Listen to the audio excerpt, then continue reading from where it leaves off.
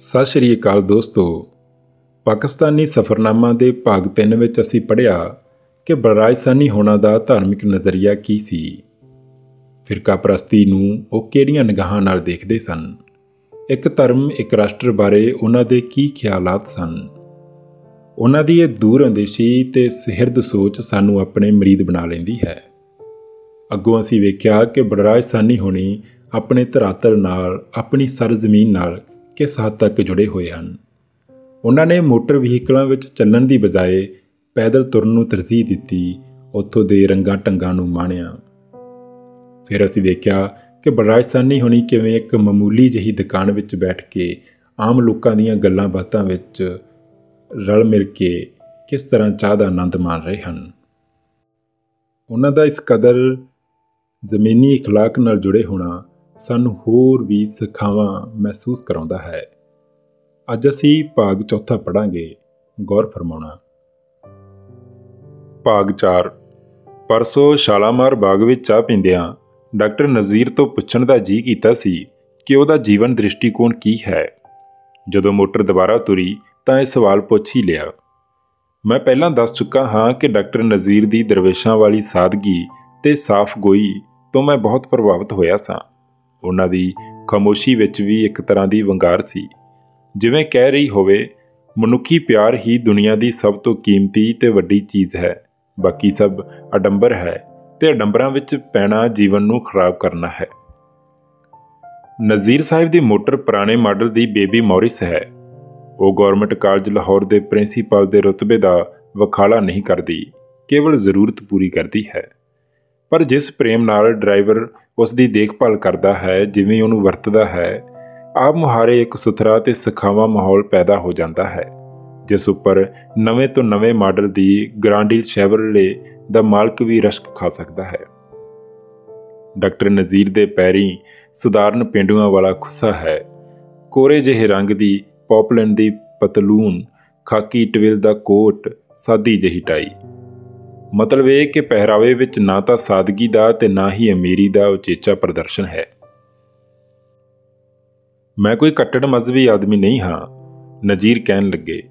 ਕੁਰਾਨ ਸ਼ਰੀਫ ਨੂੰ ਅਵੱਸ਼ ਮੁਕੱਦਸ ਤਸਲੀਮ ਕਰਦਾ ਹਾਂ, ਪਰ ਇਸ ਦਾ ਇਹ ਮਤਲਬ ਨਹੀਂ ਕਿ ਦੂਜੇ ਮਜ਼ਹਬਾਂ ਦਾ, ਕਿਤਾਬਾਂ ਦਾ ਮੈਂ ਇਹਤਰਾਮ ਨਹੀਂ ਕਰਦਾ। ਅੱਲਾ, ਭਗਵਾਨ ਜਾਂ ਗੌਡ ਨੂੰ ਵੱਖ-ਵੱਖ ਮਜ਼ਹਬਾਂ ਵਾਲੇ ਲੋਕ ਬੇਸ਼ੱਕ ਵੱਖ-ਵੱਖ ਢੰਗ ਨਾਲ ਪੂਜਦੇ ਹੋਣ, ਪਰ ਉਸ ਦੀ ਆਪਣੀ ਜ਼ਾਤ ਨੂੰ ਇਸ ਨਾਲ ਕੋਈ ਫਰਕ ਨਹੀਂ ਪੈਂਦਾ। ਜੇ ਉਹ ਹੈ ਤਾਂ ਇੱਕ ਹੈ, 3-4 ਖੁਦਾ ਨਹੀਂ ਹੋ ਸਕਦੇ। ਫਿਰ ਮੈਂ ਇੱਕ ਸਾਇੰਸਦਾਨ ਹਾਂ। ਕਈ ਵਾਰੀ ਸਾਇੰਸ ਅਜਿਹੇ ਨਤੀਜੇ ਕੱਢਦੀ ਹੈ ਜਿਨ੍ਹਾਂ ਮੁਤਾਬਕ ਕਾਇਨਾਤ ਨੂੰ ਰੱਬ ਦੀ ਲੋੜ ਹੀ ਨਹੀਂ ਜਾਪਦੀ। ਕੁਦਰਤ ਬਜ਼ਾਤੇ ਖੁਦ ਸਭ ਤਾਕਤਾਂ ਦੀ ਮਾਲਕ ਦਿਸਣ ਲੱਗ ਪੈਂਦੀ ਹੈ, ਆਪ ਹੀ ਕਾਨੂੰਨ ਬਣਾਉਣ ਤੇ ਆਪ ਹੀ ਉਹਨਾਂ ਉੱਪਰ ਚੱਲਣ ਵਾਲੀ। ਇਸ ਪੱਖ ਤੋਂ ਖੁਦਾ ਨੂੰ ਮੰਨਣਾ ਖੌਰੇ ਗਲਤ ਹੀ ਹੋਵੇ, ਪਰ ਜਦੋਂ ਇਹ ਸ਼ੰਕਾ ਮੇਰੇ ਮਨ ਵਿੱਚ ਉੱਠਦਾ ਹੈ ਤਾਂ ਮੈਂ ਆਪਣੇ ਆਪ ਤੋਂ ਪੁੱਛਣਾ, ਜੇ ਦੁਨੀਆ ਰੱਬ ਨੇ ਨਹੀਂ ਬਣਾਈ, ਆਪਣੇ ਆਪ ਬਣ ਗਈ ਹੈ, ਤਾਂ ਫਿਰ ਇਹ ਮੇਰੀਆਂ ਰੁਚੀਆਂ, ਮੇਰੀਆਂ ਮਰਜ਼ੀਆਂ ਤੇ ਖਾਹਿਸ਼ਾਂ ਦੇ ਇਤਨੀ ਅਨੁਕੂਲ ਕਿਉਂ ਹੈ? ਕੁਦਰਤ ਨੂੰ ਕੀ ਪਿਆ ਸੀ ਮੇਰੀ ਪਸੰਦ ਦਾ ਖਿਆਲ ਰੱਖਣ ਦਾ? ਇਹ ਦ੍ਰਿਸ਼ਟੀਕੋਣ ਅਧਿਆਤਮਕ ਸੀ ਜਾਂ ਵਿਗਿਆਨਕ ਮੈਂ ਕਹਿ ਨਹੀਂ ਸਕਦਾ, ਪਰ ਇਸ ਵਿੱਚ ਸ਼ਾਇਰਾਨਾ ਸੁਹੱਪਣ ਜ਼ਰੂਰ ਸੀ ਅਤੇ ਜੀਵਨ ਵਰਤਾਰੇ ਵਿੱਚ ਨਜ਼ੀਰ ਸ਼ਾਇਦ ਇਸੇ ਸੁਹੱਪਣ ਦਾ ਅਭਿਲਾਖੀ ਹੈ। ਉਹ ਮਨੁੱਖਾਂ, ਕੌਮਾਂ ਤੇ ਦੇਸ਼ਾਂ ਦੇ ਔਗਣਾਂ ਵੱਲ ਧਿਆਨ ਦੇਣ ਦੀ ਥਾਂ ਗੁਣਾਂ ਅਤੇ ਸਮਾਨਤਾਵਾਂ ਦਾ ਖੋਜੀ ਹੈ। ਉਹ ਵਖਰੇਵਿਆਂ ਤੇ ਤੰਗ ਖਿਆਲੀਆਂ ਦੀਆਂ ਕੰਧਾਂ ਤੋੜਨੀਆਂ ਚਾਹੁੰਦਾ ਹੈ। ਸ਼ਾਇਦ ਇਸੇ ਕਾਰਨ ਉਹ ਮੇਰੇ ਨਾਲ ਰਾਜਨੀਤਿਕ ਜਾਂ ਸਮਾਜਿਕ ਪ੍ਰਸ਼ਨਾਂ ਉੱਪਰ ਬਹਿਸ ਨਹੀਂ ਛੇੜਦਾ। ਉਹ ਇਹੋ ਚਾਹੁੰਦਾ ਹੈ ਕਿ ਪਾਕਿਸਤਾਨ ਵਿੱਚ ਮੇਰਾ ਵਕਤ ਸੋਹਣਾ ਗੁਜ਼ਰੇ, ਮੈਂ ਫਿਰ ਵੀ ਆਵਾਂ। ਜਨਤਾ ਹਰ ਥਾਂ ਇਹੋ ਜਿਹੀ ਹੈ, ਉਹਦੇ ਗੁਣ ਦੋਸ਼ ਇੱਕੋ ਜਿਹੇ ਹਨ। ਦਵੈਸ਼ ਦਾ ਕੋਈ ਲਾਭ ਨਹੀਂ। ਦੋਹਾਂ ਦੇਸ਼ਾਂ ਵਿਚਾਲੇ ਫੇਰ ਮਿੱਤਰਤਾ ਹੋਏ, ਝਗੜੇ ਝੇੜੇ ਮਿਟਣ, ਦਿਲ ਦੀ ਡੂੰਘੀ, ਗੁੱਝੀ ਤੇ ਅਮਿੱਟ ਤਾਂਘ ਉਹਦੇ ਬੋਲਾਂ ਅਤੇ ਉਹਦੀਆਂ ਖਾਮੋਸ਼ੀਆਂ ਵਿੱਚ ਵੀ ਨਿਰੰਤਰ ਛਲਕਦੀ ਹੈ। ਮੇਰੇ ਮਨ ਵਿੱਚ ਖਿਆਲ ਉੱਠਿਆ, ਹਿੰਦੁਸਤਾਨ ਹਜ਼ਾਰਾਂ ਵਰ੍ਹਿਆਂ ਤੋਂ ਫਲਸਫੇ ਦਾ ਘਰ ਰਿਹਾ ਹੈ। ਜੀਵ ਕੀ ਹੈ, ਪ੍ਰਕਿਰਤੀ ਕੀ ਤੇ ਪਰਮਾਤਮਾ ਕੀ ਹੈ? ਇਹਨਾਂ ਸਵਾਲਾਂ ਦੇ ਜਵਾਬ ਢੂੰਡਣਾ ਨਾ ਕੇਵਲ ਸਾਡੇ ਦੇਸ਼ ਦੇ ਵਿਦਵਾਨਾਂ ਦਾ, ਬਲਕਿ ਜਨਤਾ ਦਾ ਵੀ ਹਮੇਸ਼ਾ ਤੋਂ ਸ਼ੁਗਲ ਰਿਹਾ ਹੈ। यूरोपीयन आलोचकों ने साडी इस प्रवृत्ति की काफ़ी हासी उड़ाई है। इनू साडी शिथिलता, जहालत ਅਤੇ ਮੁਫਲਸੀ ਦਾ ਕਾਰਨ ਦੱਸਿਆ ਹੈ। ਅਖੇ ਇਹ ਲੋਕ ਤਰੱਕੀ ਕਿਵੇਂ ਕਰ ਸਕਦੇ ਹਨ? ਇਹਨਾਂ ਨੂੰ ਤਾਂ ਨਰ ਲੋਕ ਨਾਲੋਂ ਪਰਲੋਕ ਵਧੇਰੇ ਪਿਆਰਾ ਹੈ। ਨਿਸ਼ਚੇ ਉਹਨਾਂ ਦੀ ਆਲੋਚਨਾ ਖੋਖਲੀ ਅਤੇ ਨਜਾਇਜ਼ ਹੈ, ਪਰ ਕੀ ਸਾਡੇ ਦੇਸ਼ ਦੇ ਆਪਣੇ ਪੜ੍ਹੇ ਲਿਖੇ ਦਾਨਿਸ਼ਵਰ ਤਬਕੇ ਦਾ ਨਜ਼ਰੀਆ ਉਹਨਾਂ ਯੂਰਪੀਨਾਂ ਵਰਗਾ ਹੀ ਨਹੀਂ? ਕੀ ਅਸੀਂ ਵੀ ਤਰੱਕੀ ਤੇ ਵਿਕਾਸ ਦੇ ਸਵਾਲਾਂ ਉੱਪਰ ਗੌਰ ਕਰਨ ਵੇਲੇ ਧਰਮ ਦੇ ਫਲਸਫੇ ਨੂੰ ਛਿੱਥੇ ਪੈ ਕੇ ਬਲਾਏ ਤਾਕ ਨਹੀਂ ਰੱਖ ਦਿੰਦੇ? ਕੀ ਕਿਸਾਨਾਂ ਮਜ਼ਦੂਰਾਂ ਬਾਰੇ ਸਾਡਾ ਚਿੰਤਨ ਕੇਵਲ ਉਹਨਾਂ ਦੀਆਂ ਆਰਥਿਕ ਸਮੱਸਿਆਵਾਂ ਤੱਕ ਸੀਮਤ ਨਹੀਂ ਰਹਿ ਜਾਂਦਾ? ਜਿਸ ਹੱਦ ਤੱਕ ਲੋਕ ਅਨਿਆਂ ਦੀਆਂ ਪੀੜਾਂ ਨੂੰ ਸਬਰ ਨਾਲ ਸਹਿ ਜਾਂਦੇ ਹਨ, ਅਸੀਂ ਉਹਨਾਂ ਨੂੰ ਜ਼ਾਹਿਰ ਤੇ ਅੰਧ ਵਿਸ਼ਵਾਸੀ ਆਖਦੇ ਹਾਂ। ਸਾਡੀਆਂ ਨਜ਼ਰਾਂ ਵਿੱਚ ਸਭ ਪੁਰਾਣੀਆਂ ਧਰਮ ਪੁਸਤਕਾਂ, ਸਭ ਮਤਾਂਤਰ, ਸਭ ਔਲੀਏ, ਮਹਾਤਮਾ ਤੇ ਸੰਤ ਵਿਕਾਸ ਦੇ ਰਾਹ ਵਿੱਚ ਵਾਧਾ ਪਾਉਣ ਵਾਲਾ ਟਕਵੰਜ ਹਨ।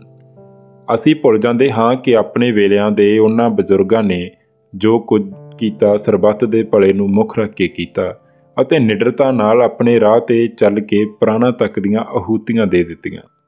ਆਪਣੀ ਇਸ ਅਗਿਆਨਤਾ ਅਤੇ ਵਿਮੁਖਤਾ ਦਾ ਨਤੀਜਾ ਇਹ ਹੁੰਦਾ ਹੈ ਕਿ ਲੋਕਾਂ ਲਈ ਦਿਲ ਵਿੱਚ ਸੱਚਾ ਹਿੱਤ ਰੱਖਦਿਆਂ ਹੋਇਆਂ ਵੀ ਅਸੀਂ ਉਹਨਾਂ ਦੇ ਦਿਲਾਂ ਨਾਲ ਸਾਂਝਾ ਨਹੀਂ ਪਾ ਸਕਦੇ। ਅਸੀਂ ਭੁੱਲ ਜਾਂਦੇ ਹਾਂ ਕਿ ਸਾਡੇ ਦੇਸ਼ ਦੇ ਮਨੁੱਖ ਦੀਆਂ ਰੂਹਾਨੀ ਭੁੱਖਾਂ ਓਨੀਆਂ ਹੀ ਤੀਬਰ ਹਨ ਜਿੰਨੀਆਂ ਜਿਸਮਾਨੀ। ਇਹ ਉਸ ਦੇ ਪਛੜੇਪਣ ਦਾ ਸਬੂਤ ਨਹੀਂ, ਸਗੋਂ ਉਸ ਦੀ ਉਚੇਰੀ ਸੱਭਿਆਚਾਰਕ ਪੱਧਰ ਦਾ ਪ੍ਰਮਾਣ ਹੈ। ਅਸੀਂ ਆਪਣੀ ਧੁਰ ਪ੍ਰਾਚੀਨ ਵਕਤਾਂ ਤੋਂ ਅਟੁੱਟ ਚੱਲੀ ਆ ਰਹੀ ਸੰਸਕ੍ਰਿਤੀ ਦੇ ਅਨਮੋਲ ਵਿਰਸੇ ਵੱਲੋਂ ਜਿਹੜੀ ਜਨਤਾ ਦੇ ਹੱਡਾਂ ਵਿੱਚ ਰਚੀ ਹੋਈ ਹੈ, ਅਵੇਸਲੇ ਹੋ ਕੇ ਉਹਨੂੰ ਨਿਗੂਣਾ ਤੇ ਨਕਾਰਾ ਸਮਝ ਕੇ ਅਜਿਹੀ ਥਾਂ ਸੁੱਟ ਛੱਡਿਆ ਹੈ ਜਿੱਥੇ ਸਵਾਰਥੀ ਸ਼ਰਾਰਤੀ ਲਟੇਰੇ ਉਹਨੂੰ ਆਸਾਨੀ ਨਾਲ ਭ੍ਰਿਸ਼ਟ ਕਰ ਸਕਦੇ ਹਨ, ਉਹਨੂੰ ਆਪਣੇ ਨਾਪਾਕ ਆਸ਼ਿਆਂ ਲਈ ਵਰਤ ਸਕਦੇ ਹਨ, ਵਿਕਾਸ ਲਈ ਪਰਮ ਸਹਾਈ ਚੀਜ਼ਾਂ ਨੂੰ ਵਿਨਾਸ਼ ਦਾ ਸਾਧਨ ਬਣਾ ਸਕਦੇ ਹਨ।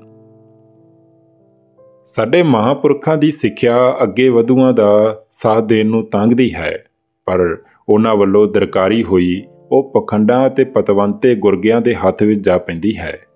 ਨਤੀਜਾ ਇਹ ਕਿ ਜਨਤਾ ਦੇ ਦਿਮਾਗ ਤਾਂ ਅੱਗੇ ਵਧੂਆਂ ਨਾਲ ਹੰਭਲਾ ਮਾਰਦੇ ਹਨ, ਪਰ ਉਹਨਾਂ ਦੇ ਦਿਲ ਪਿੱਛੇ ਖਿਚੂਆਂ ਦੇ ਅਧੀਨ ਰਹਿ ਜਾਂਦੇ ਹਨ। ਭਲਾ ਉਹ ਸਾਂਝਾ ਕਿਵੇਂ ਮਜ਼ਬੂਤ ਹੋ ਸਕਦੀਆਂ ਹਨ ਜਿਨ੍ਹਾਂ ਦਾ ਦਿਲ ਨਾਲ ਰਿਸ਼ਤਾ ਨਾ ਹੋਵੇ? ਫਿਰ ਉਹ ਗਲਤੀ। ਫਿਰ ਮੈਂ ਹਿੰਦੁਸਤਾਨ ਤੇ ਪਾਕਿਸਤਾਨ ਨੂੰ ਇੱਕੋ ਦੇਸ਼ ਦੇ ਰੂਪ ਵਿੱਚ ਵੇਖਣ ਲੱਗ ਪਿਆ। ਪਰ ਇਸ ਵੰਡ ਨੂੰ ਵੀ ਤਾਂ ਦਿਮਾਗ ਹੀ ਤਸਲੀਮ ਕਰਦਾ ਹੈ, ਦਿਲ ਤਸਲੀਮ ਨਹੀਂ ਕਰਦਾ। ਜਿਸ ਵੰਡ ਨੂੰ ਦਿਲ ਤਸਲੀਮ ਨਾ ਕਰੇ ਉਹ ਕਿੰਨੀ ਕੁ ਪੱਕੀ ਹੈ। ਮੁਸਲਮਾਨਾਂ ਦੇ ਆਉਣ ਤੋਂ ਪਹਿਲਾਂ ਵੀ ਤਾਂ ਸਿੰਧ ਤੋਂ ਰਾਵੀ ਤੱਕ ਦੇ ਖਿੱਤੇ ਦਾ ਕੋਈ ਇਤਿਹਾਸ ਸੀ। ਇਹੋ ਖਿੱਤਾ ਹੀ ਤਾਂ ਕਦੇ ਆਰੀਆਵਰਤ ਅਖਵਾਇਆ ਸੀ। ਸ਼ਬਦ ਹਿੰਦੂ ਵੀ ਤਾਂ ਸਿੰਧ ਦਰਿਆ ਦੇ ਕੰਢੇ ਵਸੇ ਲੋਕਾਂ ਲਈ ਹੀ ਵਰਤਿਆ ਗਿਆ ਸੀ। ਮਹੰਜਦਾਰੋ, ਹੜੱਪਾ ਅਤੇ ਟੈਕਸਲਾ ਦੇ ਖੰਡਰਾਤ ਵੀ ਤਾਂ ਇੱਥੋਂ ਦੀਆਂ ਹੀ ਪ੍ਰਾਚੀਨ ਸੱਭਿਅਤਾਵਾਂ ਦੇ ਗਵਾਹ ਹਨ। ਕਿ ਵਰਤਮਾਨ ਮੁਸਲਮਾਨ ਵਸਨੀਕਾਂ ਦਾ ਇਸੇ ਵਿਰਸੇ ਨਾਲੋਂ ਸੰਬੰਧ ਟੁੱਟ ਗਿਆ ਹੈ? ਇਹ ਭਲਾ ਕਿਵੇਂ ਹੋ ਸਕਦਾ ਹੈ? ਇਹ ਵਿਰਸਾ ਉਹਨਾਂ ਦੀ ਬੋਲੀ, ਰਹਿਣ ਸਹਿਣ, ਪੋਸ਼ਾਕ, ਸੰਗੀਤ, ਨ੍ਰਿਤ ਸਭਨਾਂ ਚੀਜ਼ਾਂ ਵਿੱਚ ਹੀ ਤਾਂ ਰਚਿਆ ਹੋਇਆ ਹੈ। ਮਿਸਾਲ ਵਜੋਂ ਮੈਨੂੰ ਆਪਣੇ ਪੁਰਖਿਆਂ ਦੇ ਕੇਵਲ ਤੀਜੀ ਜਾਂ ਚੌਥੀ ਪੀੜ੍ਹੀ ਤੱਕ ਦੇ ਨਾਂ ਗਿਆਤ ਹਨ, ਪਰ ਉਹਨਾਂ ਤੋਂ ਪਹਿਲਾਂ ਪੁਰਖਿਆਂ ਦੀਆਂ ਅਨੇਕਾਂ ਹੋਰ ਵੀ ਤਾਂ ਪੀੜ੍ਹੀਆਂ ਹੋ ਗੁਜ਼ਰੀਆਂ ਹਨ। ਉਹਨਾਂ ਦੇ ਨਾਂ ਪਤਾ ਨਾ ਹੋਣ ਦਾ ਇਹ ਮਤਲਬ ਇਹ ਨਹੀਂ ਕਿ ਮੇਰਾ ਤੇ ਉਹਨਾਂ ਦਾ ਖੂਨ ਦਾ ਰਿਸ਼ਤਾ ਨਹੀਂ। ਖੌਰੇ ਉਹਨਾਂ ਲੋਕਾਂ ਦੇ ਵਿਚਾਰ ਕੀ ਸਨ, ਮੇਰੇ ਵਿਚਾਰਾਂ ਤੋਂ ਕਿਤਨੇ ਵੱਖਰੇ ਸਨ। ਖੌਰੇ ਉਹਨਾਂ ਵਿੱਚ ਕਿਹੜੇ ਹਿੰਦੂ ਸਨ ਤੇ ਕਿਹੜੇ ਈਰਾਨ ਤੋਂ ਆਏ ਸਨ, ਕਿਹੜੇ ਯੂਨਾਨ ਤੋਂ, ਖੌਰੇ ਕਿਹੜੇ ਅਰਬ ਤੋਂ, ਖੌਰੇ ਕਿਹੜੇ ਇੱਧਰੋਂ ਟੁਰ ਕੇ ਕਿਤੇ ਹੋਰ ਚਲੇ ਗਏ। ਲਾਇਲਪੁਰ ਤੋਂ 4 ਮੀਲ ਉਰਾਂ ਗੱਡੀ ਦਾ ਪਿਛਲਾ ਪਹੀਆ ਬਹਿ ਗਿਆ। ਸੜਕ ਦੇ ਇੱਕ ਪਾਸੇ ਕੋਹੀਨੂਰ ਮਿਲ ਦਾ ਫਾਟਕ ਸੀ। ਨਜ਼ੀਰ ਨੇ ਦੱਸਿਆ ਕਿ ਹੁਣ ਲਾਇਲਪੁਰ ਵਿੱਚ 20 ਤੋਂ ਜ਼ਿਆਦਾ ਕੱਪੜੇ ਦੀਆਂ ਮਿੱਲਾਂ ਬਣ ਗਈਆਂ ਹਨ, ਜੋ ਨਾ ਕੇਵਲ ਪਾਕਿਸਤਾਨ ਦੀ ਜ਼ਰੂਰਤ ਪੂਰੀ ਕਰਦੀਆਂ ਹਨ, ਸਗੋਂ ਵਿਦੇਸ਼ਾਂ ਵਿੱਚ ਵੀ ਬਹੁਤ ਸਾਰਾ ਕੱਪੜਾ ਭੇਜਦੀਆਂ ਹਨ। ਕੋਹੀਨੂਰ ਇਹਨਾਂ ਵਿੱਚੋਂ ਸਭ ਤੋਂ ਵੱਡੀ ਮਿੱਲ ਹੈ, ਜਿਸ ਵਿੱਚ ਲਗਭਗ 10,000 ਆਦਮੀ ਕੰਮ ਕਰਦਾ ਹੈ। ਇਸ ਮਿੱਲ ਦੀ ਇਤਨੀ ਹੀ ਵੱਡੀ ਦੂਜੀ ਸ਼ਾਖਾ ਰਾਵਲਪਿੰਡੀ ਵਿੱਚ ਬਣਾਈ ਗਈ ਹੈ। ਇਹ ਨਿੱਜੀ ਕਾਰਖਾਨੇ ਹਨ, ਸਰਕਾਰੀ ਨਹੀਂ। ਸੜਕ ਦੇ ਦੂਜੇ ਪਾਸੇ ਇੱਕ ਕਾਲਜ ਸੀ। ਪਹੀਆ ਠੀਕ ਹੋਣ ਤੇ ਇੱਕ ਡਾਕਟਰ ਨਜ਼ੀਰ ਮੈਨੂੰ ਕਾਲਜ ਦੇ ਅੰਦਰ ਲੈ ਗਏ। ਪ੍ਰਿੰਸੀਪਲ ਸਾਹਿਬ ਨੇ ਬੜੇ ਆਦਰ ਨਾਲ ਸਾਨੂੰ ਕੌਫੀ ਪਿਲਾਈ ਅਤੇ ਗੱਲਾਂ ਦੇ ਦੌਰਾਨ ਵਿੱਚ ਮਾਲੂਮ ਹੋਇਆ ਕਿ ਮੇਰੇ ਪਰਮ ਮਿੱਤਰ ਪ੍ਰਸਿੱਧ ਪੱਤਰਕਾਰ ਤੇ ਫਿਲਮਕਾਰ ਖਵਾਜਾ ਅਹਿਮਦ ਅਬਾਸ ਨਾਲ ਉਹ ਅਲੀਗੜ੍ਹ ਵਿੱਚ ਇਕੱਠੇ ਪੜ੍ਹੇ ਸਨ। ਅਬਾਸ ਬਾਰੇ ਉਹਨਾਂ ਬੜੀ ਉਤਕੰਠਾ ਨਾਲ ਪੁੱਛਗਿੱਛ ਕੀਤੀ ਅਤੇ ਮੈਥੋਂ ਵਾਅਦਾ ਲਿਆ ਕਿ ਬੰਬਈ ਵਾਪਸ ਪੁੱਜ ਕੇ ਮੈਂ ਜ਼ਰੂਰ ਉਹਨਾਂ ਦਾ ਪ੍ਰੇਮ ਸੁਨੇਹਾ ਅਬਾਸ ਨੂੰ ਦਿਆਂ। ਫਿਰ ਇਸ ਤੋਂ ਥੋੜ੍ਹਾ ਚਿਰ ਬਾਅਦ ਬੱਸਾਂ ਦੇ ਅੱਡੇ 'ਤੇ ਮੈਨੂੰ ਉਤਾਰ ਕੇ ਡਾਕਟਰ ਨਜ਼ੀਰ ਐਗਰੀਕਲਚਰ ਕਾਲਜ ਦੇ ਮੁੰਡਿਆਂ ਦਾ ਇਮਤਿਹਾਨ ਲੈਣ ਰਵਾਨਾ ਹੋ ਗਏ। ਅੱਗੋਂ ਹੁਣ ਮੈਂ ਜਾਣਾ ਤੇ ਮੇਰਾ ਕੰਮ। ਅੱਡੇ ਉੱਤੇ ਬੱਸਾਂ ਦੀ ਭੀੜ ਲੱਗੀ ਹੋਈ ਸੀ, ਕੋਈ ਕਿੱਧਰ ਜਾਣ ਵਾਲੀ ਤੇ ਕੋਈ ਕਿੱਧਰ। ਇਹਨਾਂ ਵਿੱਚ ਸਰਕਾਰੀ ਟਰਾਂਸਪੋਰਟ ਦੀਆਂ ਬੱਸਾਂ ਵੀ ਸਨ ਤੇ ਪ੍ਰਾਈਵੇਟ ਵੀ। ਹਿੰਦੁਸਤਾਨ ਵਾਂਗ ਇੱਥੇ ਵੀ ਬੱਸਾਂ ਆਵਾਜਾਈ ਦਾ ਪ੍ਰਮੁੱਖ ਸਾਧਨ ਬਣ ਗਈਆਂ ਹਨ। ਇਸ ਰੌਲੇ ਗੌਲੇ ਵਿੱਚ ਨਿਰਸੰਕੋਚ ਰਲ ਜਾਣ ਦਾ ਉਹ ਸਵਾਦ ਨਸੀਬ ਹੋਇਆ ਜਿਹੜਾ ਫਿਲਮੀ ਆਦਮੀ ਨੂੰ ਹਿੰਦੁਸਤਾਨ ਵਿੱਚ ਨਸੀਬ ਨਹੀਂ ਹੋ ਸਕਦਾ। ਚੰਗ ਵਾਲੀ ਬੱਸ 15 ਕੁ ਮਿੰਟ ਬਾਅਦ ਤੁਰ ਪਈ। ਇਸ ਦਾ ਡਰਾਈਵਰ ਬੜੀ ਰੋਬੀਲੀ ਸ਼ਖਸੀਅਤ ਦਾ ਮਾਲਕ ਸੀ। ਉਹਨੂੰ ਵੇਖਦਿਆਂ ਸਾਰ ਮੈਂ ਪਛਾਣ ਲਿਆ ਕਿ ਪਸ਼ਾਵਰ ਜਾਂ ਕੋਹਾਟ ਵਾਲੇ ਪਾਸੇ ਦਾ ਗੱਭਰੂ ਹੈ ਅਤੇ ਉਹਨੂੰ ਵੀ ਮੇਰੀ ਪਿੰਡੀ ਵਾਲਤਾ ਦਾ ਝੱਟ ਅਹਿਸਾਸ ਹੁੰਦਾ ਜਾਪਿਆ। ਸ਼ਹਿਰ ਤੋਂ ਬਾਹਰ ਪੁੱਜ ਕੇ ਇੱਕ ਥਾਂ ਸਵਾਰੀ ਚੜ੍ਹਾਉਣ ਲਈ ਬੱਸ ਰੋਕੀ। ਉਸੇ ਛਿਨ ਮੇਰੀ ਨਜ਼ਰ ਇੱਕ ਹਰੇ ਮਾਲਟੀ ਵੇਚਣ ਵਾਲੇ ਦੀ ਛਾਬੜੀ ਉੱਤੇ ਪਈ ਤੇ ਮੈਂ ਉੱਤਰ ਕੇ ਖਰੀਦਣ ਲਈ ਲਲਚਾ ਪਿਆ ਅਤੇ ਡਰਾਈਵਰ ਤੋਂ ਇਜਾਜ਼ਤ ਮੰਗੀ। ਉਹਨੇ ਜਵਾਬ ਵਿੱਚ ਬੁੱਲ੍ਹਾਂ ਨੂੰ ਪਿਆਰ ਨਾਲ ਪੁਚਕਾਰ ਕੇ ਅੱਖਾਂ ਮੀਟ ਕੇ ਤੇ ਸਿਰ ਹਿਲਾ ਕੇ ਇੰਜ ਹਾਂ ਦਾ ਇਸ਼ਾਰਾ ਕੀਤਾ ਜਿਵੇਂ ਕਹਿ ਰਿਹਾ ਹੋਵੇ, ਵਤਨੀਆਂ ਤੂੰ ਬੇਸ਼ੱਕ ਮੇਰੇ ਤੋਂ ਜਾਨ ਮੰਗ। ਉਹ ਬਾਕੀ ਮੁਸਾਫਰਾਂ ਤੇ ਕਲੀਨਰ ਨਾਲ ਮੈਨੂੰ ਵਿਖਾ ਕੇ ਔਖਾ ਪੇਸ਼ ਆਉਂਦਾ, ਜਿਵੇਂ ਜਤਲਾ ਰਿਹਾ ਹੋਵੇ ਕਿ ਪਰਦੇਸ ਵਿੱਚ ਕਿੰਨਾ ਗੈਰ ਮੁਤਮਈਨ ਹੈ। ਕਦੇ ਕਦੇ ਉਹ ਮੁੜ ਕੇ ਆਪਣੀਆਂ ਵੱਡੀਆਂ ਵੱਡੀਆਂ ਤੇ ਹਸੀਨ ਅੱਖਾਂ ਨਾਲ ਇੰਜ ਨਜ਼ਰਾਂ ਰਲਾਉਂਦਾ ਮੇਰੇ ਨਾਲ, ਜਿਵੇਂ ਜੇਲਮੋਂ ਪਾਰ ਦੇ ਪਹਾੜੀ ਦ੍ਰਿਸ਼ਾਂ ਨੂੰ ਯਾਦ ਕਰਾ ਰਿਹਾ ਹੋਵੇ। ਤੇ ਮੈਂ ਦਿਲ ਵਿੱਚ ਆਖਦਾ, ਅਜਾਣਿਆ ਵਤਨੀਆਂ, ਤੂੰ ਤਾਂ ਦੇਸੋਂ 200 ਮੀਲ ਦੂਰ ਵੀ ਨਹੀਂ। ਤੂੰ ਉਸ ਦਾ ਦੁੱਖ ਕੀ ਜਾਣੇ ਜਿਹੜਾ 2000 ਮੀਲ ਦੀ ਦੂਰੀ 'ਤੇ ਪਿਆ ਹੋਇਆ ਹੈ ਅਤੇ ਮੁੜ ਆਉਣ ਦਾ ਨਾਂ ਨਹੀਂ ਲੈ ਸਕਦਾ। ਤੇ ਫਿਰ ਮੈਂ ਰੋਕਿਆ ਜਜ਼ਬਿਆਂ ਨੂੰ, ਜੇ ਕਿਤੇ ਇਸ ਨੂੰ ਪਤਾ ਲੱਗ ਗਿਆ ਮੈਂ ਹਿੰਦੂ ਹਾਂ ਅਤੇ ਹਿੰਦੁਸਤਾਨੋਂ ਆਇਆ ਹਾਂ, ਤਾਂ ਕਿ ਇਸ ਤਿੱਖੇ ਗਿਆਨ ਦੀ ਆਤਿਸ਼ ਇਹਦੇ ਦਿਲ ਦੇ ਸੋਤਿਆਂ ਨੂੰ ਪਲ ਭਰ ਵਿੱਚ ਸੁਕਾ ਨਾ ਸਿੱਟੇਗੀ। ਸੜਕ ਬਹੁਤੀ ਚੌੜੀ ਨਹੀਂ, ਪਰ ਬੜੀ ਚੰਗੀ ਤੇ ਪੱਧਰੀ ਹੈ। ਟਰੱਕਾਂ ਦੀ ਆਵਾਜਾਈ ਦੀ ਅਣਹੋਂਦ ਵੱਲ ਧਿਆਨ ਜ਼ਰੂਰ ਜਾਂਦਾ ਹੈ। ਹਿੰਦੁਸਤਾਨ ਵਿੱਚ ਆਮ ਤੌਰ 'ਤੇ ਹਰ ਸ਼ਾਹਰਾਹ ਉੱਤੇ ਟਰੱਕ ਦਬਾ ਦਬ ਚੱਲਦੇ ਹਨ। ਲਾਇਲਪੁਰ ਵਿੱਚ ਇਤਨੀਆਂ ਮਿੱਲਾਂ ਬਣ ਜਾਣ ਦੇ ਬਾਵਜੂਦ ਲਾਹੌਰ ਤੋਂ ਲਾਇਲਪੁਰ ਤੋਂ ਝੰਗ ਜਾਂਦਿਆਂ ਸਾਰਾ ਰਾਹ ਸਾਜੋ ਨਾਦਰ ਹੀ ਕੋਈ ਮਾਲ ਨਾਲ ਲੱਦਾ ਟਰੱਕ ਵੇਖਣ ਵਿੱਚ ਆਇਆ ਹੋਵੇ। ਹਾਂ, ਪਰ ਸਵਾਰੀ ਬੱਸਾਂ ਦੀ ਜ਼ਰੂਰ ਭਰਮਾਰ ਸੀ। ਸੜਕ ਦੇ ਦੋਹੇ ਪਾਸੇ ਉੱਚੇ ਉੱਚੇ ਸਰੂਟੇ ਦੂਰ ਦਿਗੰਤ ਤੀਕ ਫੈਲੇ ਹਰੇ ਭਰੇ ਖੇਤ ਅਜੀਬ ਬਹਾਰ ਦੇ ਰਹੇ ਸਨ। ਕਦੇ ਕਦੇ ਕੋਈ ਬਲੋਚੀ ਪਠਾਨ ਆਪਣੀ ਡਾਚੀ ਦੀ ਰੱਸੀ ਹੱਥ ਵਿੱਚ ਫੜੀ ਤੁਰਦਾ ਆਉਂਦਾ ਮਿਲਦਾ। ਪਿੱਛੇ ਬੈਠੇ ਦੋ ਮੁਸਾਫਰਾਂ ਦੀਆਂ ਗੱਲਾਂ ਤੋਂ ਮਾਲੂਮ ਹੋਇਆ ਕਿ ਹਰ ਸਿਆਲੇ ਹਜ਼ਾਰਾਂ ਦੀ ਸੰਖਿਆ ਵਿੱਚ ਇਹ ਪਠਾਨ ਇੱਧਰ ਆਇਆ ਕਰਦੇ ਸਨ, ਪਰ ਇਸ ਸਾਲ ਅਫਗਾਨਿਸਤਾਨ ਨਾਲ ਖਟਪਟ ਹੋਣ ਕਾਰਨ ਬਹੁਤ ਘੱਟ ਪਠਾਨ ਆਏ ਹਨ। ਅਖੇ ਅਫਗਾਨਿਸਤਾਨ ਦਾ ਅੰਗੂਰ ਵੀ ਐਤਕੀ ਹਿੰਦੁਸਤਾਨ ਜਾ ਰਿਹਾ ਹੈ। ਮੁਸਾਫਰਾਂ ਵਿੱਚ ਬਹੁ ਗਿਣਤੀ ਕਿਸਾਨਾਂ ਦੀ ਸੀ, ਜੋ ਹਰ ਪੜਾਅ ਉੱਤੇ ਲਹਿੰਦੇ ਚੜ੍ਹਦੇ ਹੌਲੀ ਹੌਲੀ ਝੰਗ ਦੀ ਸੰਗੀਤਮਈ ਬੋਲੀ ਸੁਣਾਈ ਦੇਣ ਲੱਗ ਪਈ। ਮੇਰੇ ਨਾਲ ਵਾਲੀ ਸੀਟ ਉੱਤੇ ਇੱਕ ਜੱਟ ਆ ਕੇ ਬੈਠਾ।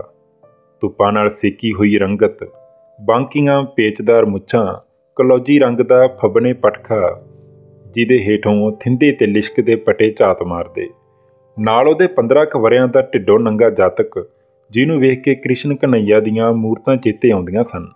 ਉਹਦੇ ਸਿਰ 'ਤੇ ਬੜਾ ਬਾਂਕਾ ਟੋਟਾ ਤੇ ਤੇੜ ਚਾਦਰ। ਸੀਟ 'ਤੇ ਇੰਜ ਤਣ ਕੇ ਬੈਠਾ ਜਿਵੇਂ ਦੂਰੋਂ ਵੇਖਿਆ ਖਲੋਤਾ ਜਾਪੇ। ਜੱਟ ਕੋਲੋਂ ਕਲੀਨਰ ਨੇ ਪੈਸੇ ਜ਼ਿਆਦਾ ਮੰਗ ਲਏ ਜਾਂ ਜੱਟ ਨੂੰ ਭੁਲੇਖਾ ਲੱਗਿਆ। ਉਹਨਾਂ ਦੀ ਆਪਸ ਵਿੱਚ ਚੰਗੀ ਤਕਰਾਰ ਸ਼ੁਰੂ ਹੋ ਗਈ। ਕਲੀਨਰ ਪਿੱਛੇ ਦਰਵਾਜ਼ੇ ਦੇ ਨਾਲ ਵਾਲੀ ਸੀਟ ਉੱਤੇ ਆਪਣੇ ਇੱਕ ਦੋਸਤ ਨਾਲ ਬੈਠਾ ਸੀ। ਦੋਵੇਂ ਲਾਹੌਰੀਏ ਸਨ। ਚੰਗ ਦਾ ਲਹਿਜਾ ਵੱਟ ਕੇ ਉਹ ਲੱਗੇ ਜੱਟ ਦੀ ਲੱਤ ਖਿੱਚਣ। ਅਖੇ ਭਰਾ, ਤੂੰ ਵੀ ਇਥਾਈ ਤੇ ਅਸੀਂ ਵੀ ਇਥਾਈ, ਵੱਧ ਪੈਸੇ ਕਿਨ ਕੇ ਵੱਧ ਅਸੀਂ ਚੋਰ ਬਣਨਾ। ਖਿੰਜਿਆ ਹੋਇਆ ਜੱਟ, ਜਿਹਦੇ ਲਈ 2-4 ਆਨੇ ਦਾ ਫਰਕ ਕੋਈ ਸਧਾਰਨ ਗੱਲ ਨਹੀਂ ਸੀ, ਘੜੀ ਮੁੜੀ ਮੇਰੇ ਵੱਲ ਤੱਕੇ ਮੈਨੂੰ ਸਾਲਸ ਬਣਾਉਣ ਦੀ ਕੋਸ਼ਿਸ਼ ਕਰੇ। ਉਹ ਵੇਖੋ ਬਾਊ ਜੀ ਮੈਂਡੇ ਨਾਲ ਠੱਠਾ ਪੈ ਕੇ ਰਹਿੰਦੇ ਨੇ। ਅਖੀਰ ਡਰਾਈਵਰ ਨੇ ਦੋਹਾਂ ਧਿਰਾਂ ਨੂੰ ਡਾਂਟ ਕੇ ਚੁੱਪ ਕਰਾ ਦਿੱਤਾ। ਇਸ ਪੜਾਅ 'ਤੇ ਮੈਂ ਕੈਮਰੇ ਨੂੰ ਹਵਾ ਲਵਾਉਣ ਦੀ ਕੋਸ਼ਿਸ਼ ਕੀਤੀ, ਪਰ ਡਰਦਿਆਂ ਬੜਾ ਹੀ ਸੋਹਣਾ ਤੇ ਬਾਂਕਾ ਕੋਈ ਚੌਧਰੀ ਬੈਠਾ ਹੋਇਆ ਸੀ ਮੰਜੀ ਉੱਤੇ। ਚੀਕਵੀਂ ਗੁਣਗੁਣੀ ਜਿਹੀ ਆਵਾਜ਼ ਨਾਲ ਇਰਦ ਗਿਰਦ ਜਮ੍ਹਾਂ ਹੋਏ ਬੰਦਿਆਂ ਨੂੰ ਕੀਲ ਰਿਹਾ ਸੀ। ਉਹਦਾ ਪਹਿਰਾਵਾ ਲਗਭਗ ਉਹ ਸੀ ਜੋ ਬਚਪਨ ਵਿੱਚ ਮੈਂ ਆਪਣੇ ਨਾਨਾ ਜੀ ਦਾ ਵੇਖਦਾ ਹੁੰਦਾ ਸਾਂ।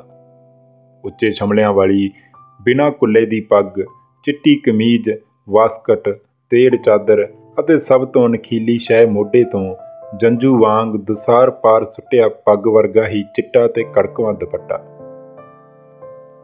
ਮੈਨੂੰ ਹੁਣ ਆਪਣੇ ਸਾਂਦਲਬਾਰ ਪੁੱਜ ਜਾਣ ਵਿੱਚ ਕੋਈ ਸ਼ੱਕ ਨਹੀਂ ਸੀ ਰਹਿ ਗਿਆ, ਪਰ ਫੋਟੋ ਖਿੱਚਣ ਦੀ ਕਿਵੇਂ ਮੰਗ ਕਰਾਂ? ਦੱਸ ਦੇਣਾ ਹੀ ਠੀਕ ਹੋਵੇਗਾ ਕਿ ਮੈਂ ਕੌਣ ਹਾਂ।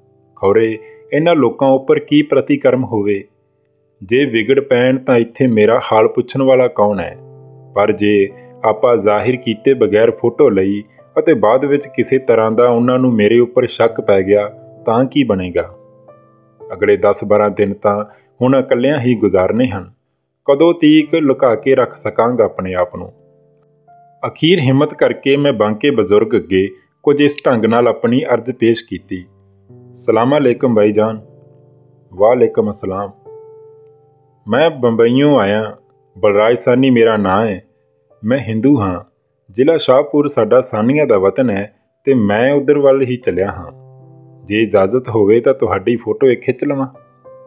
ਹਾਂ ਬੇਸ਼ੱਕ, ਬੜੀ ਖੁਸ਼ੀ ਨਾਲ। ਤੇ ਇੱਕਦਮ ਹੁੱਕਾ ਹੱਥੋਂ ਛੱਡ ਕੇ ਉਹ ਆਦਮੀ ਅਟੈਂਸ਼ਨ ਹੋ ਗਿਆ। ਉਹਦੇ ਚਿਹਰੇ ਤੋਂ ਇੰਜ ਜਾਪਣ ਲੱਗ ਪਿਆ ਜਿਵੇਂ ਪ੍ਰਾਣ ਹੀ ਸੁੱਕ ਗਏ ਹੋਣ। ਉਹਦੇ ਗਾਤਰੇ ਟੰਗੀ ਪਿਸਤੌਲ ਤੋਂ ਮੈਂ ਇੰਨਾ ਨਹੀਂ ਸਾ ਸਹਿਮਿਆ ਜਿੰਨਾ ਉਹ ਮੇਰੇ ਕੈਮਰੇ ਤੋਂ ਸਹਿਮ ਗਿਆ ਸੀ। ਬਾਕੀ ਲੋਕ ਕਾਫੀ ਉਤਸੁਕਤਾ ਨਾਲ ਮੇਰੇ ਵੱਲ ਵੇਖਣ ਲੱਗ ਪਏ ਸਨ, ਪਰ ਉਹਨਾਂ ਦੀ ਤੱਕਣੀ ਵਿੱਚ ਵਿਰੋਧ ਜਾਂ ਵੈਰ ਦਾ ਕੋਈ ਉੱਕਾ ਅੰਸ਼ ਨਹੀਂ ਸੀ। ਇੱਕ ਪੁੰਜੇ ਬੈਠੇ ਵਡੇਰੇ ਨੇ ਪੁੱਛਿਆ, ਸਰਗੋਦੇ ਮੋਹਨ ਲਾਲ ਵਕੀਲ ਨਾਲ ਵੀ ਮਿਲ ਸੋ? ਇਹ ਖਾਸ ਸਾਡੇ ਭੇਰੇ ਦੀ ਬੋਲੀ ਸੀ। ਮੈਂ ਹੈਰਾਨ ਜਿਹਾ ਹੋ ਕੇ ਉਹਦੇ ਵੱਲ ਤੱਕਣ ਲੱਗ ਪਿਆ। ਮੈਂ ਸੁਣਿਆ ਹੋਇਆ ਸੀ ਕਿ ਸਾਡੇ ਸਾਨੀ ਭਰਾ ਸਰਗੋਦੇ ਰਹਿੰਦੇ ਹਨ। ਉਹਨਾਂ ਦੇ ਨਾਂ ਮੈਨੂੰ ਨਹੀਂ ਸਨ ਯਾਦ। ਮੇਰੀ ਮਾਂ ਨੇ ਇੱਕ ਵਾਰੀ ਦੱਸਿਆ ਸੀ ਸਾਨੀਆਂ ਸੱਟੀਆਂ ਵਿੱਚੋਂ ਕੁਝ ਮੁਸਲਮਾਨ ਵੀ ਹੋ ਗਏ ਹਨ ਅਤੇ ਆਪਣਿਆਂ ਮਰਬਿਆਂ 'ਤੇ ਬਾਦ ਦਸਤੂਰ ਵਸੇ ਹੋਏ ਹਨ। ਜੀ ਸਰਗੋਦੇ ਸਾਡੇ ਰਿਸ਼ਤੇਦਾਰ ਹੈਣ ਤਾਂ ਸਹੀ, ਪਰ ਮੈਂ ਅਜੇ ਤੱਕ ਸਰਗੋਦੇ ਕਦੇ ਗਿਆ ਨਹੀਂ। ਹੁਣ ਤਾਂ ਆਖਰ ਜਾਸੋ ਹੀ ਨਾ। ਉੱਤੋਂ ਮੰਜੇ ਉੱਤੇ ਬੈਠਾ ਚੌਧਰੀ ਬੋਲਿਆ, ਫੋਟੋ ਖਿਚਵਾ ਚੁੱਕਿਆ ਸੀ। ਓਏ ਸਾਨੀ ਕੋਈ ਹਿੱਕ ਥਾਂ ਉੱਤੇ ਨਾ ਹੀ ਹੋਂਦੇ? ਭੇਰਾ ਖੁਸ਼ਾਬ। ਜੀ ਹਾਂ, ਮੇਰਾ ਵਤਨ ਭੇਰੇ। ਮੈਂ ਬੋਲੀ ਤਾਂ ਸਾਡੀ ਭੇਰੇ ਵਾਲੀ ਕੋਈ ਨਹੀਂ। ਉਹ ਬੁੱਢਾ ਫੇਰ ਬੋਲਿਆ, ਭੇਰਾ ਸਾਡਾ ਪੁਰਾਣਾ ਪਿਓ ਦਾਦੇ ਦਾ ਵਤਨ ਹੈ ਜੀ। ਮੈਂ ਰਾਵਲਪਿੰਡੀ ਜੰਮਿਆ ਸੁਣ ਕੇ ਸਾਰੀ ਮਜਲਸ ਅੰਦਰ ਖੁਸ਼ੀ ਦੀ ਲਹਿਰ ਦੌੜ ਗਈ। ਮੈਂ ਆਪ ਹੈਰਾਨ ਹੋਇਆ ਇਹ ਭਰੋਚੀ ਵਾਕ ਕਿਵੇਂ ਮੇਰੇ ਮੂੰਹੋਂ ਨਿਕਲ ਗਿਆ। ਕੀ ਕੋਈ ਪੈਦਾਂਸ਼ ਮੈਨੂੰ ਆਪਣੇ ਕਥਨਾਂ ਦੀ ਸੱਚਾਈ ਪ੍ਰਮਾਣਿਤ ਕਰਨ ਨੂੰ ਪ੍ਰੇਰ ਰਿਹਾ ਸੀ, ਜਾਂ ਇਹਨਾਂ ਲੋਕਾਂ ਵੱਲੋਂ ਮਿਲੇ ਆਦ੍ਰਿਸ਼ ਅਪਨੱਤ ਨੇ ਮੈਨੂੰ ਉਛਾਲ ਛੱਡਿਆ ਸੀ? ਸਾਨੀਆਂ ਬਾਰੇ ਚੋਖਾ ਤਜ਼ਕਰਾ ਛਿੜ ਪਿਆ। ਅੰਤ ਮੈਂ ਮੰਜੀ ਉੱਪਰ ਬੈਠੇ ਵਿਅਕਤੀ ਕੋਲੋਂ ਉਹਦਾ ਨਾਂ ਪਤਾ ਪੁੱਛਿਆ ਤਾਂ ਜੋ ਉਹਨੂੰ ਫੋਟੋ ਦੀ ਕਾਪੀ ਭੇਜ ਸਕਾਂ। ਮੇਹਰ ਰੋਬੇ ਖਾਨ। ਉਹਨੇ ਫਿਰ ਚੀਕਵਾਂ ਬੋਲ ਕੇ ਦੱਸਿਆ ਜਿਵੇਂ ਕਚਹਿਰੀ ਵਿੱਚ ਬਿਆਨ ਦੇ ਰਿਹਾ ਹੋਵੇ। ਚੀਰਮਾਨੋ ਜਨੀਅਨ ਕੌਂਸਲ ਨੰਬਰ 11, ਡਾਕਖਾਨਾ ਵੇਹੜ ਬੰਗਲਾ, ਸਿਪਰਾ ਚੱਕ ਨੰਬਰ 158, ਜ਼ਿਲ੍ਹਾ ਤਹਿਸੀਲ ਚੰਗ। ਹੀਰ ਦਾ ਬਾਪਕ ਚੂਚਕ ਵੀ ਤਾਂ ਮਿਹਰ ਸੀ ਨਾ। ਜਿਉਂ-ਜਿਉਂ ਬੱਸ ਝੰਗ ਦੇ ਨੇੜੇ ਅੱਪੜਦੀ ਗਈ, ਮੈਂ ਆਲੇ ਦੁਆਲੇ ਨੂੰ ਗਹੁ ਨਾਲ ਵੇਖਣ ਲੱਗ ਪਿਆ। ਮਤੇ ਸਲੇਟੀ ਹੁਣ ਵੀ ਕਿਤੇ ਉਕਾਬ ਦੇ ਪਰ ਵਾਂਗ ਝੂਲਦੀ ਸਹੇਲੀਆਂ ਨਾਲ ਖੇਡਦੀ ਨਜ਼ਰ ਆ ਜਾਵੇ ਅਤੇ ਮੂੰਹ ਮੰਗੀਆਂ ਮੁਰਾਦਾਂ ਪੂਰੀਆਂ ਕਰਨ ਵਾਲੇ ਰੱਬ ਨੇ ਅਕਸਮਾਤ ਪੈਲੀਆਂ ਵਿੱਚੋਂ ਲੰਘਦੀ ਇੱਕ ਅਜਿਹੀ ਮੁਟਿਆਰ ਦੀ ਝਲਕ ਦਿਖਾਈ ਜਿਸ ਦੇ ਹੁਸਨ ਦਾ ਬਿਆਨ ਕਰਨਾ ਮੇਰੀ ਸ਼ਕਤੀ ਤੋਂ ਬਾਹਰ ਹੈ। ਸਾਂਵਲਾ ਜਿਹਾ ਰੰਗ ਸੀ ਉਸਦਾ, ਚੋਖਾ ਉੱਚਾ ਲੰਮਾ ਕੱਦ, ਪਰਵਾਂ ਸਡੋਲ ਜਿਸਮ, ਅਜਬ ਮਸਤੀਆਂ ਭਰੀ ਨਿਰਚੱਕ ਚਾਲ, ਨੀਲੇ ਤੇ ਚਿਤਕਬਰੇ ਕਬੂਤਰ ਵਰਗਾ ਪਹਿਰਾਵਾ ਉਹਦਾ, ਨੱਕ ਦਾ ਲੌਂਗ ਵੀ ਬਿਜਲੀ ਵਾਂਗ ਲਿਸ਼ਕ ਪਿਆ ਸੀ। ਇੰਨੀ ਸੋਹਣੀ ਕੁੜੀ ਮੈਂ ਆਪਣੀ ਜ਼ਿੰਦਗੀ ਵਿੱਚ ਘੱਟ ਵੱਧ ਹੀ ਕਦੇ ਵੇਖੀ ਹੋਵੇਗੀ। ਨਾਲ ਹੀ ਮੇਰੇ ਮਨ ਵਿੱਚ ਇਹ ਸਵਾਲ ਉੱਠਿਆ ਕਿ ਇਸ ਇਲਾਕੇ ਦੇ ਲੋਕਾਂ ਦੀ ਦਖ ਕੁਝ ਕਾਠਿਆਵਾੜੀ ਲੋਕਾਂ ਨਾਲ ਮਿਲਦੀ ਜੁਲਦੀ ਨਹੀਂ। ਉਪਰੋਕਤ ਅਹਿਵਾਲ ਡਾਇਰੀ ਵਿੱਚ ਦਰਜ ਕਰਕੇ ਮੈਂ ਟਾਂਗੇ ਵਾਲੇ ਨੂੰ ਗੌਰਮੈਂਟ ਕਾਲਜ ਲੈ ਚੱਲਣ ਲਈ ਕਿਹਾ। ਡਾਕਟਰ ਨਜ਼ੀਰ ਨੇ ਮੈਨੂੰ ਆਪਣੇ 2 ਮਿੱਤਰਾਂ ਦੇ ਪਤੇ ਦਿੱਤੇ ਹੋਏ ਸਨ ਅਤੇ ਉਹਨਾਂ ਨੇ ਮੇਰੇ ਆਉਣ ਦੀ ਪਹਿਲਾਂ ਤੋਂ ਫੋਨ ਉੱਤੇ ਇਤਲਾਹ ਕਰ ਦਿੱਤੀ ਸੀ। ਇੱਕ ਸਨ ਅੰਜਮ ਤੱਕੀ ਜੋ ਮਕਾਮੀ ਗੌਰਮੈਂਟ ਕਾਲਜ ਵਿੱਚ ਪ੍ਰੋਫੈਸਰ ਸਨ ਅਤੇ ਦੂਜੇ ਸ਼ੇਰ ਅਫਜ਼ਲ ਜਾਫਰੀ ਜੋ ਕਿਸੇ ਸਰਕਾਰੀ ਮਹਿਕਮੇ ਵਿੱਚ ਕੰਮ ਕਰਦੇ ਸਨ। ਦੋਵੇਂ ਉਰਦੂ ਜ਼ਬਾਨ ਦੇ ਉੱਘੇ ਅਤੇ ਮਸ਼ਹੂਰ ਮਾਰੂਫ ਸ਼ਾਇਰ। ਟਾਂਗੇਵਾਲਾ ਦਿੱਲੀ ਮੇਰਠ ਦੇ ਪਾਸੇ ਦਾ ਆਦਮੀ ਸੀ। ਖੌਰੇ ਕਿਸ ਬਿਨਾਂ ਤੇ ਉਹਨਾਂ ਮੈਨੂੰ ਵੀ ਆਪਣੇ ਪਾਸੇ ਦਾ ਹੀ ਸਮਝ ਲਿਆ। ਲੱਗਾ ਝੰਗ ਵਾਲਿਆਂ ਦੀ ਨਿੰਦਿਆ ਕਰਨ। आप जहाँ क्या देखने के लिए तशरीफ़ लाए हैं साहिब? ये तो एकदम उजड़ा हुआ वीरान इलाका है। यहाँ के लोग तो खुद को अपने आप को जंगली कहते हैं और हैं भी साहिब वाकई बिल्कुल जंगली। बड़ा ख्याल फरमाइए, रोटी को ये लोग टुक्कर कहते हैं। लाहुल-बिल्ला क्या नशाइस्ता ज़बान है इनकी और कैसे बद्दे रस्म रिवाज हैं। औरतों को कोई पर्दा नहीं, मर्दों के सामने नंगा घूमने में भी उन्हें कोई शर्म हया नहीं। क्या कहें साहिब, किस्मत ने कहाँ ला पटका है हम बदनसीबों को। मैं की जवाब देंदा, खामोश सोचदा रहा पई टुक्कर लफ्ज़ विच किहड़ा माड़ है जो इनू इतना नागवार गुजरिया है। अंजुम तकी कालज तो घर रवाना हो चुके सन। ਸਟਾਫ ਰੂਮ ਵਿੱਚ ਬੈਠੇ ਪ੍ਰੋਫੈਸਰ ਮੇਰੇ ਨਾਂ ਤੋਂ ਫਿਲਮੀ ਰਸਾਲਿਆਂ ਰਾਹੀਂ ਵਾਕਫ ਸਨ। 1-2 ਨੇ ਮੇਰੀ ਫਿਲਮ ਹਮ ਲੋਗ ਵੇਖੀ ਹੋਈ ਸੀ। ਬੜੀ ਚੰਗੀ ਤਰ੍ਹਾਂ ਪੇਸ਼ ਆਏ। ਕਹਿਣ ਲੱਗੇ, ਹੀਰ ਦੇ ਮਕਬਰੇ ਦੀ ਜ਼ਿਆਰਤ ਕਰਨ ਲਈ ਤੁਸੀਂ ਬੰਬਈਓ ਚੱਲ ਕੇ ਆਏ ਹੋ, ਇਹ ਚੰਗ ਮਗਿਆਣੇ ਲਈ ਬੜੇ ਫਖਰ ਦੀ ਗੱਲ ਹੈ। ਮੈਂ ਬੜਾ ਹੈਰਾਨ ਹੋਇਆ। ਉਹਨਾਂ ਨੂੰ ਕਿਵੇਂ ਪਤਾ ਲੱਗ ਗਿਆ ਕਿ ਮੈਂ ਹੀਰ ਦੇ ਮਕਬਰੇ ਦੀ ਜ਼ਿਆਰਤ ਕਰਨ ਆਇਆ। ਜਵਾਬ ਵਜੋਂ ਇੱਕ ਨੇ ਮੇਰੇ ਅੱਗੇ ਸਿਵਲ ਮਿਲਟਰੀ ਗਜ਼ਟ ਦਾ ਉਸ ਦਿਨ ਦਾ ਪਰਚਾ ਰੱਖ ਦਿੱਤਾ। ਮੇਰੇ ਬਾਰੇ ਕਾਫੀ ਲੰਮਾ ਸਾਰਾ ਬਿਆਨ ਛਪਿਆ ਹੋਇਆ ਸੀ। ਇਸੇ ਤਰ੍ਹਾਂ ਦਾ ਕੁਝ ਪਰ ਮੁਖਤਸਰ ਪਾਕਿਸਤਾਨ ਟਾਈਮਜ਼ ਵਿੱਚ ਛਪਿਆ ਸੀ। ਦੋਵੇਂ ਲੇਖ ਬੜੇ ਸੁਹਿਰਦਤਾਪੂਰਨ ਸਨ। ਕਹਿੰਦੇ ਨੇ ਨਾ, ਘਰ ਦਾ ਪੀਰ ਹੌਲਾ ਹੁੰਦਾ ਹੈ। ਫਿਲਮੀ ਰਸਾਲਿਆਂ ਨੂੰ ਛੱਡ ਕੇ ਹਿੰਦੁਸਤਾਨ ਦੇ ਕਿਸੇ ਦੈਨਿਕ ਅਖਬਾਰ ਨੇ ਕਦੇ ਮੈਨੂੰ ਇਤਨੀ ਅਹਿਮੀਅਤਯੋਗ ਨਹੀਂ ਸਮਝਿਆ ਸੀ।